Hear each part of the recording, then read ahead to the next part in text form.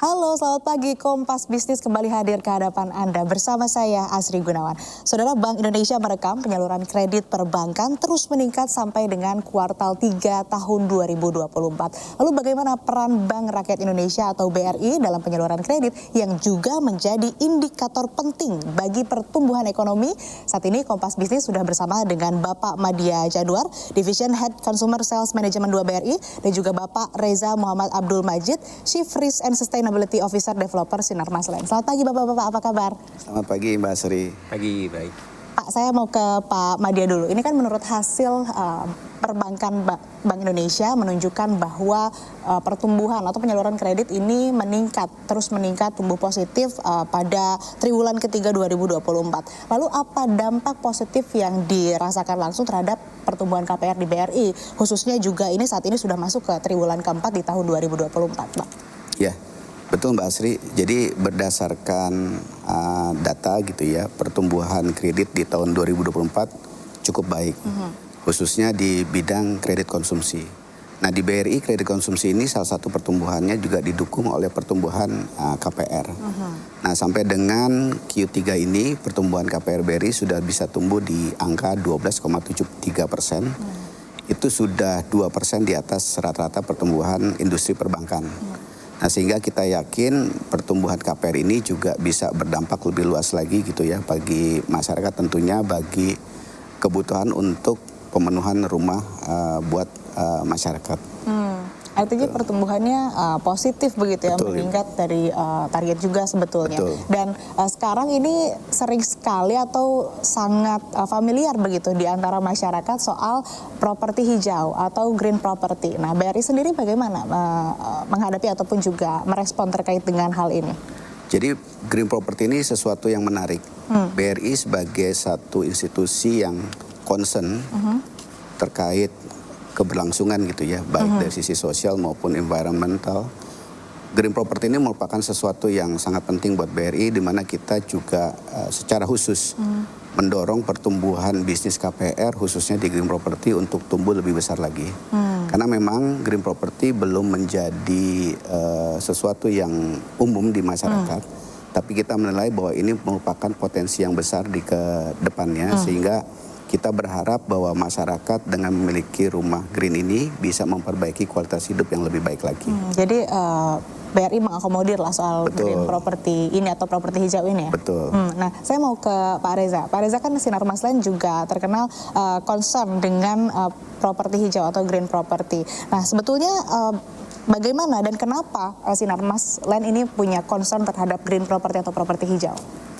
Ya, jadi Sinar Maslen kalau kita lihat dari development yang kita lakukan, memang sudah sejak dulu kita mempunyai konsep green. Jadi bisa dilihat dari semua proyek-proyek kita, misalnya contoh satu yang di BSD gitu ya, kita punya Green Office Park itu sudah sejak tahun 2010-2011 kita introduce dan sudah mendapatkan sertifikasi dari BCA Singapura. Nah, kalau ditanya tadi mengenai apa yang menjadi concern ini, ada beberapa hal ya. Pertama itu menjalankan sustainable business practice itu merupakan tanggung jawab kita sebagai komunitas yang melakukan bisnis gitu ya. Karena semua yang kita kerjakan itu pasti mempunyai dampak terhadap environmental maupun terhadap sosial. Jadi kita punya tanggung jawab itu menjadi fokus pertama. Dan kedua itu dari sisi pemerintah juga mempunyai komitmen terhadap komunitas global juga, global leaders juga, bagaimana bisa menjalankan sustainability ini. Nah, komitmen itu kan akan diturunkan ke pelaku-pelaku usaha. Nah, ini dalam bentuk regulasi-regulasi yang dikeluarkan dari kita, mungkin dari OJK dan kementerian-kementerian terkait yang harus kita penuhi. Jadi itu juga ada sedikit pressure dari situ yang memang harus kita lakukan. Nah, yang ketiga mungkin dari sisi pasar juga kita melihat kita punya tenant customer itu sudah membutuhkan produk-produk yang memang berkonsep green ini karena mereka juga mempunyai komitmen. Jadi tenant-tenant kita itu misalnya dari yang industrial estate atau di office space gitu ya, mereka sudah lebih aware, jadi mereka mempunyai requirement yang cukup tinggi. Jadi otomatis kan market meminta kita harus menyediakan gitu.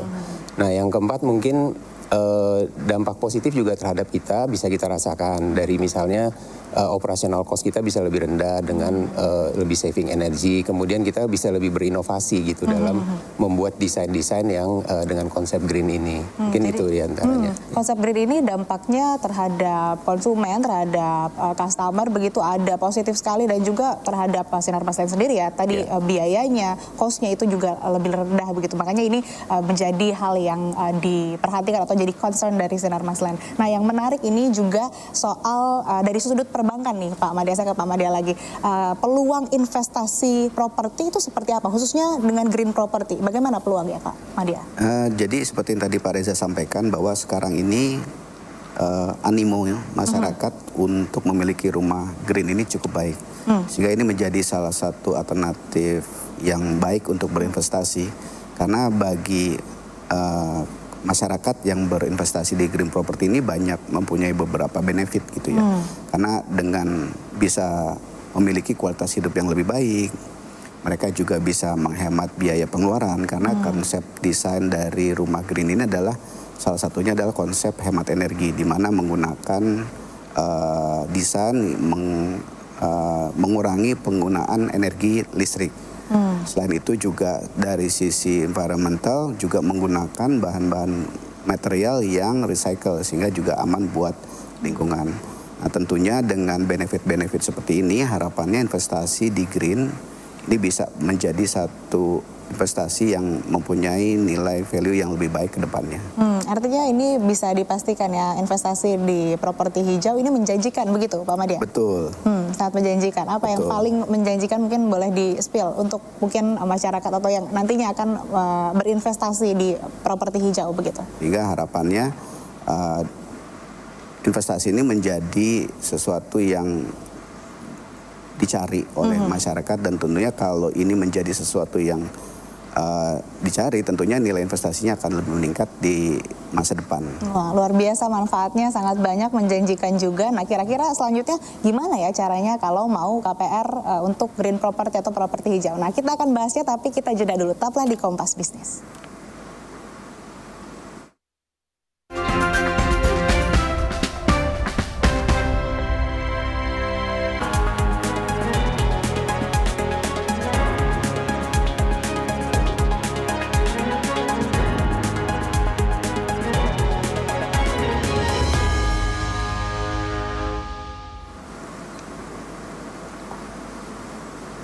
Kembali di Kompas Bisnis, dan saat ini saya masih bersama dengan Division Head Consumer Sales Management 2 BRI, Bapak Madya Januar, dan juga Bapak Muhammad Reza Abdul Majid, Chief Risk and Sustainability Officer Developer Sinar Maslen.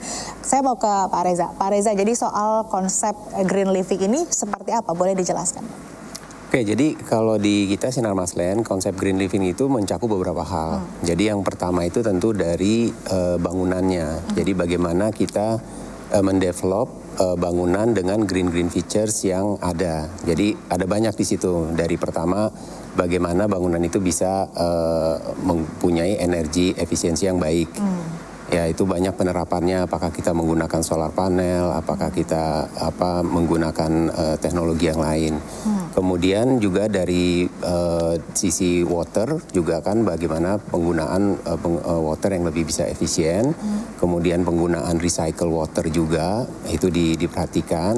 Terus juga dari sisi konsep pasif maupun aktif dari gedung tersebut juga dilihatkan. Jadi dari sisi penempatan lampu dan sebagainya. Jadi banyak sekali feature-feature green yang memang disediakan untuk customer kita gitu ya dari sisi bangunannya. Nah, yang kedua itu sebenarnya kita lihat juga dari sisi kawasan. Jadi kawasannya itu juga harus mendukung tenant atau residen kita itu bisa menerapkan green behavior juga. Jadi banyak yang diterapkan misalnya dari sisi akses ya, akses itu dipermudah. Dan bagaimana untuk mencapai tempat-tempat public space, kemudian pasar dan sebagainya itu harus didekatkan sehingga otomatis kan dari sisi emission yang dihasilkan itu bisa minimal gitu. Jadi bagaimana dari sisi kenyamanan dapat, kemudian dari sisi low carbon footprintnya juga bisa tercapai gitu. Jadi fasilitas dari kawasan itu harus dilengkapi dan dipermudah. Nah, yang ketiga sih sebenarnya dari sisi fasilitas-fasilitas ruang terbuka hijau. Nah itu fungsinya kan banyak ya, dari sisi ekologi juga akan secara environmental bagus, yang juga akan membuat tempat-tempat komunitas-komunitas bisa berkumpul, mendatangkan juga kenyamanan juga. Nah jadi sebenarnya 3 hal itu yang menjadi faktor utama nih dari kita sebut sebagai green living tadi. Ya. Nah kalau untuk KPR hijau, manfaatnya apa sih Pak Reza, dan bagaimana soal pemenuhan sertifikasi Greenship Homes ini bagi konsumen maupun juga bagi pengembang seperti apa?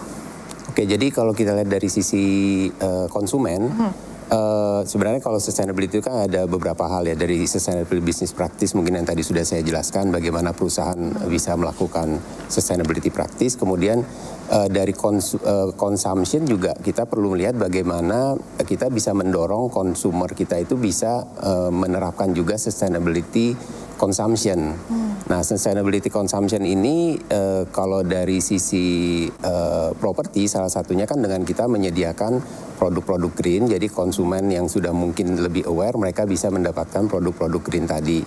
Nah, kemudian manfaat kedua dari konsumen juga akan mendapatkan efisiensi dari sisi energi dan biaya juga, karena rumah green itu dengan konsepnya itu memang didesain lebih saving energi, dan juga otomatis kan biaya operasional akan lebih berkurang ya, dengan bukaan-bukaan yang besar, kemudian otomatis kan pencahayaan bagus sehingga penggunaan listrik akan berkurang, belum kalau ditambah lagi dengan renewable energy dan sebagainya. Jadi dari sisi efisiensi energi dan biaya bisa didapat oleh konsumen kita. Yang ketiga dari sisi kesehatan dan kenyamanan. Jadi konsumen ini dengan rumah yang lebih green tadi dia akan lebih nyaman tinggalnya, karena tadi pencahayaan bagus, sirkulasi udara bagus, kemudian bahan-bahan yang dipakai juga bahan-bahan yang aman gitu, jadi tidak menimbulkan polutan-polutan gitu ya.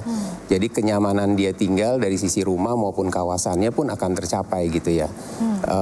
Kemudian dari sisi akses KPR hijau tadi ya, mungkin dengan BRI tadi udah sebutkan juga program-programnya. Dengan KPR hijau itu lumayan bisa mengurangi mortgage rate-nya, dan kemarin kita ada kerjasama BRI kan lumayan jauh ya, 1 tahun kalau nggak salah 1,29%, which is cukup jauh di bawah yang normal konvensional. Jadi itu menjadi daya tarik kan bagi konsumen dan otomatis akan mendatangkan manfaat buat mereka. Kalau dari sisi pengembang sendiri sebenarnya banyak yang kita dapatkan juga. Pertama daya tarik tadi, karena konsumen kita melihat sekarang awareness sudah mulai meningkat, walaupun belum di level yang kita expect untuk rumah, tapi trennya meningkat. Jadi otomatis daya tarik produk-produk green ini akan lebih baik buat kita punya target customer gitu ya. Kemudian yang kedua, sebagai perusahaan kita juga mempunyai komitmen dari sisi sustainability dan bagaimana kita mengurangi emisi karbon. Nah, komitmen ini salah satu caranya kita lakukan dengan produk-produk green tadi, dan kebetulan dari perhitungan greenhouse gas emissionnya Sinarmas Land, profilnya salah satu yang terbesar itu datangnya dari rumah yang kita jual. Jadi dengan kita menerapkan green home ini, otomatis target dan komitmen kita untuk menurunkan emisi itu bisa tercapai. Kemudian bisa juga dilihat dari sisi reputasi ya. Jadi dengan kita punya program-program yang baik, komitmen kita bisa dipenuhi, otomatis kita mengharapkan reputasi perusahaan juga akan lebih baik ya dari sisi itu. Kemudian mungkin yang terakhir dari sisi insentif kemitraan ya. Jadi kita bisa bekerja sama dengan atau mendapatkan kolaborasi dengan pemerintah, dengan insentif-insentif yang didapat dengan kita punya program yang kita harapkan akan lebih baik nanti ke depan. Kemudian juga tadi dari sisi financing, perbankan, itu juga kan otomatis kita akan ada kemitraan untuk mendapatkan benefit-benefit dari situ. Jadi ekosistemnya sebenarnya luas gitu ya, untuk di area-area mana kita bisa mendapatkan manfaat tadi gitu. Benefitnya sangat banyak, tapi tadi juga disebutkan sama Pak Reza, kalau kata Pak Reza memang market sudah meningkat meskipun belum sampai target. Nah, pertanyaannya nih Pak Madia, bagaimana upaya selama ini yang sudah dilakukan oleh BRI untuk meningkatkan market share, dan juga bagaimana upaya yang dilakukan untuk kemudian menyebarkan informasi kepada nasabah soal KPR Green Financing ini? Iya, jadi salah satu dari beberapa upaya yang kita lakukan untuk meningkatkan market share KPR BRI adalah di penghujung kuartal 4 ini kita melakukan beberapa kali kegiatan Expo KPR ya. Tentunya dengan menggandeng developer-developer kenamaan ya. Antara lain salah satunya adalah Sinarmas. Dan kita juga melakukan beberapa akad massal di beberapa regional wilayah gitu. Tentunya ini harapannya juga bisa meningkatkan awareness baik itu bagi developer maupun bagi masyarakat yang punya kebutuhan tentang KPR. Sehingga harapannya dengan akad massal ini masyarakat bisa melihat bahwa BRI menjadi salah satu bank penyalur KPR yang menjadi alternatif pilihan yang baik untuk masyarakat mengajukan pembelian rumah melalui KPR. Lalu kita juga melakukan gathering-gathering mini dengan nasabah-nasabah prioritas kita, sehingga nasabah-nasabah prioritas kita bisa mempunyai knowledge gitu ya terkait proyek-proyek perumahan yang mempunyai nilai investasi yang baik. Sehingga ini menjadi salah satu solusi investasi bagi nasabah existing kita.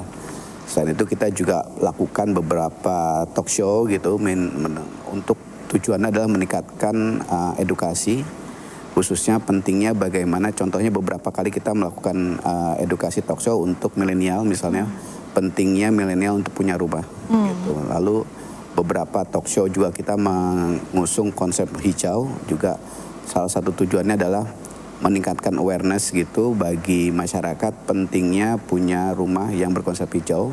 Yang tadi disebutkan Pak Reza banyak hal, baik dari sisi hemat energi, baik dari sisi hidup yang lebih berkualitas, dari sisi kehidupan yang bisa mendukung sisi kesehatan, juga dari sisi concern bagaimana behavior kita ini bisa mempengaruhi lingkungan kita yang ikut menjaga lingkungan hidup kita juga gitu.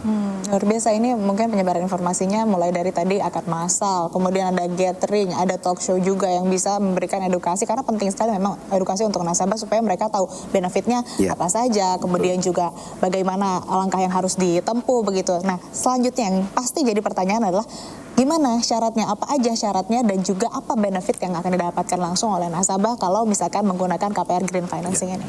Jadi konsep green ini sebetulnya sudah banyak diusung oleh developer.